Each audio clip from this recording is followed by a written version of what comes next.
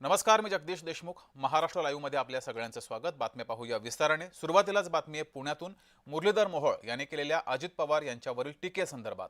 अजित पवारांच्या उमेदवाऱ्या गुंडगिरी वाढवणाऱ्या आहेत असं मुरलीधर मोहोळ यांनी म्हटलेलं आहे. खासदार मुरलीधर मोहोळ यांनी ही टीका केली आहे.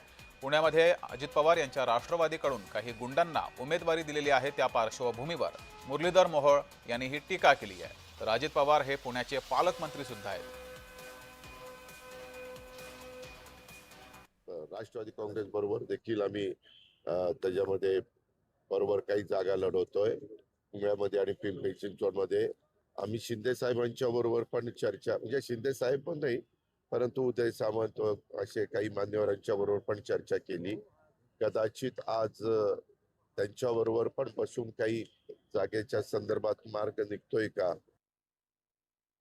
माननीय पालकमंत्री बोलतात की या शहरातले गुन्हेगारी संपली पाहिजे, कोयता गँग संपली पाहिजे आणि दुसऱ्या बाजूला पुण्याच्या पूर्वेपासून पश्चिमेपासून दक्षिणेपर्यंत त्यांची उमेदवाराची यादी पाहिल्यानंतर सरसकट आपल्याला दिसतं की हे कुठल्या तत्वात बसतं हे मला माहीत नाही. नक्कीच मला असं वाटतं की शेवटी राजकारण्यांनी, सत्ताधाऱ्यांनी या शहराच्या कायदा सुव्यवस्था सांभाळण्याची जबाबदारी स्वतः पहिली आमची आहे आणि त्यामुळे खरं तर कोण कोणाला दिली आहे तुम्ही नीट तपासा. आपले प्रतिनिधी रोहन कदम आपल्या सोबत जोडलेत. रोहन, खरं तर अजित पवार हे पुण्याचे पालकमंत्री आहेत आणि त्यांची उमेदवाराची यादी बघितली तर बऱ्यापैकी गुंडांना त्यांनी उमेदवारी दिलेली आहे. यावर आता भाजपाने टीका केलेली आहे. कसं वातावरण आहे पुण्यात या निवडणुकीच्या पार्श्वभूमीवर?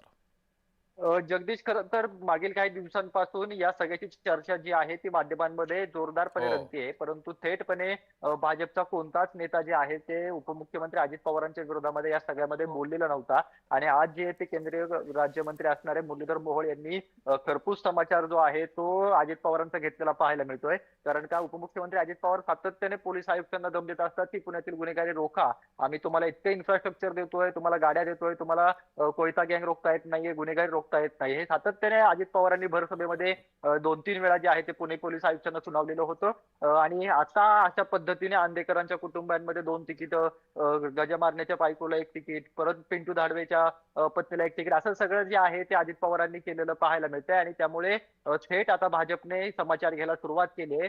केंद्रीय राज्यमंत्री असणाऱ्या मुरलीधर मोहोळ यांनी सांगितलेलं आहे की आपण राजकारणी जर का अशा प्रकारे वागावं लागलो, पुण्याचे पालकमंत्री असे वागू लागले, कायदा व सुव्यवस्था राखण्याचं काम आपल्या हातामध्ये असतं आणि आपल्याकडूनच जर का अशा लोकांना उमेदवारी दिली तर मात्र कुठेतरी लोकांमध्ये प्रश्नचिन्ह निर्माण होऊ शकतं.